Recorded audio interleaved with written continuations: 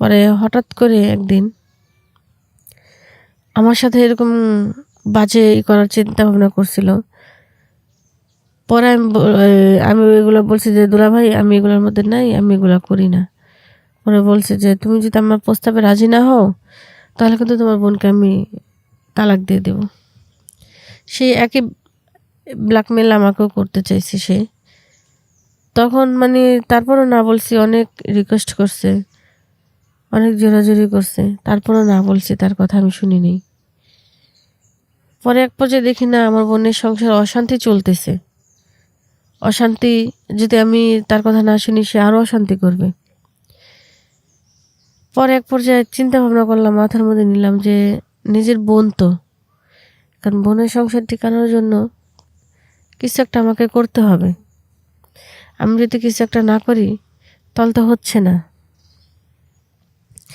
সেই ক্ষেত্রে আমি আমার বোনের সংসারে বাঁচানোর জন্য আমি নিজেও রাজি হয়ে গেলাম। দেশে যেখানে আছেন সবাই আশা করি ভালো আছেন, আমিও ভালো আছি। ভাইয়া আপু সবার উদ্দেশ্যে আমি কিছু বলতে চাচ্ছি, কারণ কিছু ঘটলেই কিছু রটে। তো কিছু ঘটনা আমি আপনাদের মাঝে তুলে ধরবো, সেগুলি আপনারা বলবেন, সরি আমি বলবো সেগুলো আপনাদের কাছে। একটা কথা কি, মানুষের লাইফটা এমন যে বলার বাইরে। লাইফে কত কিছু ঘটে, অনেক কিছু ঘটে, অনেক অনেক কিছু ঘটে। বললে মানুষ শোনে, না বললে কেউ শোনে না। আশেপাশে যারা আছে তারাও বললে শোনে, না বললে শোনে না। হয়তো কিছু দেখে, সব তো আর দেখে না।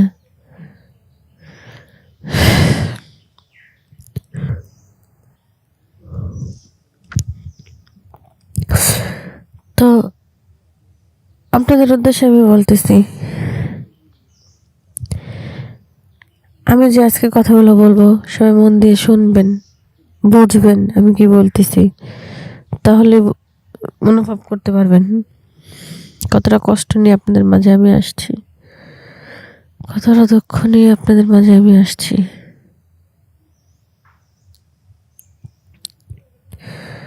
আসলে কি, মানুষের জীবন যে কেমন তা কেউ বলতে পারে না।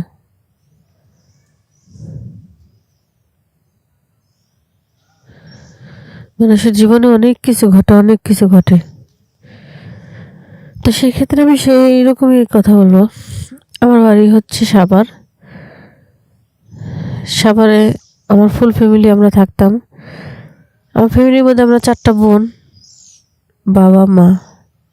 আমাদের কোনো ভাই ছিল না, আমরা 4টা বোনই ছিলাম। বাবা মার খুব আদরের 4টা মেয়ে আমরা।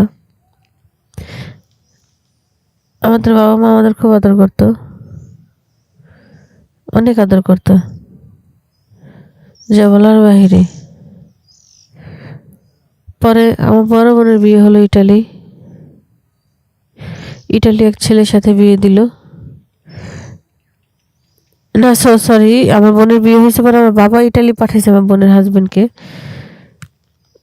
পাঠানোর পর চিন্তা ভাবনা করছে আমার কোনো ছেলে নেই, আমার 4টা মেয়ে, হাজবেন্ডই হবে আমার 4টা ছেলে। আমার বাবা মা এটাই মনে করতো। তো আমার বড় বোনের বিয়ে হওয়ার পরে তার হাজবেন্ডকে ইটালি পাঠিয়ে দেয়।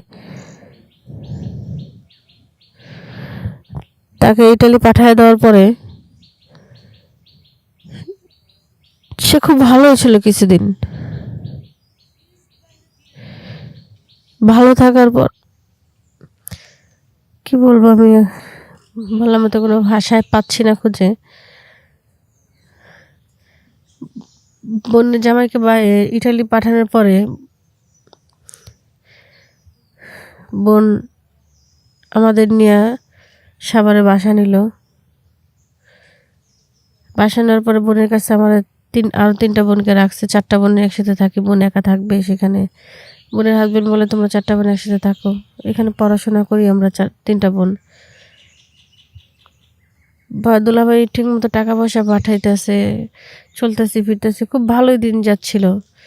3 বছর পর দুলাভাই আসলে বাংলাদেশে।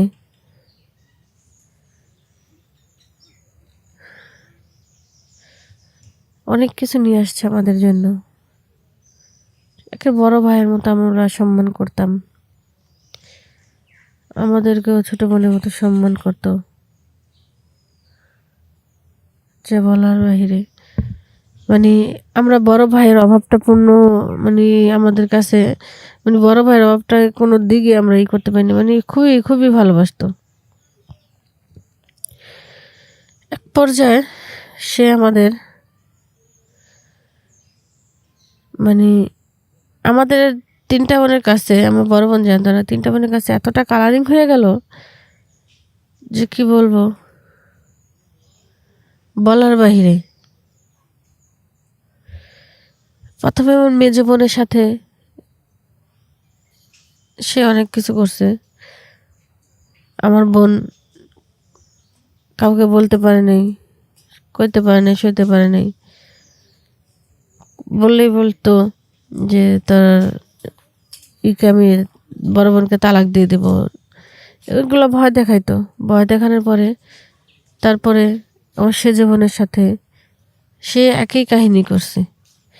করার পরে ওদের ওইরকম ভয় দেখাইছে, ওদের সাথে ওইগুলো করছে। তো আমাকে কখনো বলতে পারেনি। পরে হঠাৎ করে একদিন আমার সাথে এরকম বাজে করার চিন্তা ভাবনা করছিল। পরে আমি ওইগুলো বলছি যে দুলাভাই আমি এগুলোর মধ্যে নাই, আমি এগুলো করি না। পরে বলছে যে তুমি যদি আমার প্রস্তাবে রাজি না হও তাহলে কিন্তু তোমার বোনকে আমি তালাক দিয়ে দেব। সেই একই ব্ল্যাকমেল আমাকেও করতে চাইছে সে। তখন মানে তারপরও না বলছি, অনেক রিকোয়েস্ট করছে, অনেক জোরাজোরি করছে, তারপরও না বলছি, তার কথা আমি শুনিনি। পরে এক পর্যায়ে দেখি না আমার বোনের সংসার অশান্তি চলতেছে। অশান্তি যদি আমি তার কথা না শুনি সে আরও অশান্তি করবে। পরে এক পর্যায়ে চিন্তা ভাবনা করলাম, মাথার মধ্যে নিলাম যে নিজের বোন তো, কারণ বোনের সংসার টিকানোর জন্য কিছু একটা আমাকে করতে হবে। আমি যদি কিছু একটা না করি তাহলে তো হচ্ছে না। সেই ক্ষেত্রে আমি আমার বোনের সংসারে বাঁচানোর জন্য আমি নিজেও রাজি হয়ে গেলাম। হওয়ার পরে সে, মানে কি বলবো, এমন অত্যাচার করতো, এখন আমি মানে পুরাই মানে বিপদের মধ্যে আছি। আমি আপনাদের ভাষায় প্রকাশ করতে পারবো না। প্লিজ আমার কথাটা শুনে কেউ কিন্তু কোনো বাজে কমেন্ট করবেন না, বাজে কথা বলবেন না, কারণ পরিস্থিতির শিকার কিন্তু সবাই আমরা। কেউ চায় না কার বোনের সংসার কেউ নষ্ট করুক, সবাই চায় সবার বোনের সংসার সুখে থাকুক, শান্তিতে থাকুক। আমি পরিবারের ছোট মেয়ে, আর আমি তো তখন বুঝতামও না 2-4-5 বছর পরে যে আমার বোনের সংসারটা এরকম হয়ে যাবে, এলোমেলো হয়ে যাবে, সেটা আমরা কখনো ভাবতে পারি না। সে একা হয়ে আমাদের 4টা বোন জব্দ করে রাখবে, সেটা আমরা কখনোই ভাবতে পারিনি। কি বলবো, দুঃখের কথা বলার মতো ভাষা খুঁজে পাচ্ছি না। এখন আমি সেই অত্যাচারের মধ্যে আছি। প্লিজ আপনারা যদি পারেন আমাকে হেল্প করেন, আমাকে সাজেশন দেন, বুদ্ধি দেন, আমি কি করতে পারি। মাঝে মধ্যে চিন্তা করি থানায় যেয়ে তার নামে জিডি করি, তো সেটা তো করা সম্ভব হয় না। বড় বোনের সংসারটা নষ্ট হয়ে যাবে, তার জন্য কিছুই করা হয় না। অত্যাচার সহ্য করতেছি মুখ বুজে। বড় বোন এগুলোর কিছুই জানে না। সে যদি এগুলো জানে অবশ্যই সে কোনো রিয়াকশন করবে, তার সংসার ভেঙে যাবে, তার সুখের একটা সংসার সেটা নষ্ট হয়ে যাবে। আমাদের 3টা বোনের কারণে আমার একটা বোনের সংসার পুরো নষ্ট হয়ে যাবে। আর আমরা বোনেরা বোনদের এত ভালোবাসি, একজন আরেকজনকে এতটা ভালোবাসি যে একজন আরেকজনের আত্মা। তো একজন কষ্ট পেলে আরেকজন আর 3জনে কষ্ট পাই। সেক্ষেত্রে কীভাবে বোনকে এগুলো জানাই, বোনকে এগুলো বলি, বোনকে কষ্ট দেই। আমার বোনরা খুব হাসি খুশি আছে, খুব ভালো আছে। আমি চাই সে আরও হাসি খুশি থাকুক, ভালো থাকুক। নষ্ট হলে আমার জীবন নষ্ট হোক, সে ভালো থাকুক। সে ভালো থাকলে আমার বাবা মা ভালো থাকবে, আমার পুরো ফুল ফ্যামিলি ভালো থাকবে। তো সেক্ষেত্রে আপনাদের বলতেছি, আপনারা যারা বোনের জামাইকে বিশ্বাস করবেন তারাই ঠকবেন। পর কখনো আপন হয় না। এখনকার যুগে মেয়েরা বাবাকে বিশ্বাস করতে পারে না, বড় ভাইকে বিশ্বাস করতে না। আর হচ্ছে তো বোন জামাই, সে হচ্ছে পরের ছেলে। কেউ অতটা দুলাভাইয়ের সাথে ঘনিষ্ঠ হবেন না, বড় ভাইয়ের মতো সম্মান করবেন। কিন্তু সে কথা আছে না, সুই হয়ে ঢুকে হাল হয়ে বের হয়, এরকম হয় কিন্তু অনেক ক্ষেত্রে। তো সেক্ষেত্রে আমি বলতেছি, এমন কেউ আমাদের 3টা বোনের মতো ভুল করবেন না। হয়তো আমরা বোকা দেখে আমরা কোনো কিছু করতে পারতাছি না, বা বোনকে ভালোবাসি, বোনের সংসারটা নষ্ট হয়ে যাবে, হোক আমাদের জীবন নষ্ট, বোন তো ভালো রয়েছে। যাক, এভাবে দিন চলতেছে। যদি পারেন আপনারা প্লিজ আমাকে হেল্প করেন। আমি কি করব, আমাকে একটা সাজেশন দিন। আপনারা আমাকে যে সাজেশন দেবেন আমি সেই সাজেশন মানার চেষ্টা করব। তো আশা করি সবাই আমার কথাটা বুঝতে পারছেন। তাহলে আমাকে ভালো একটা সাজেশন দিয়েন, আমি আপনাদের সাজেশনটা শুনবো। তো আর কি বলবো, বলার কিছু নাই। ভালো থাকবেন সবাই, সুস্থ থাকবেন। আর আমি এখান থেকে মুক্তি পাইতে চাই। আমার আর ভালো লাগে না এই বন্দি কারাগার, এই কষ্টের জীবন আমার আর ভালো লাগে না। আপনারা আমাকে কোনো একটা ভালো বুদ্ধি দিন, আমি আপনাদের বুদ্ধি মানার চেষ্টা করব। তো এখানে বিদায় নিচ্ছি। আল্লাহ হাফেজ।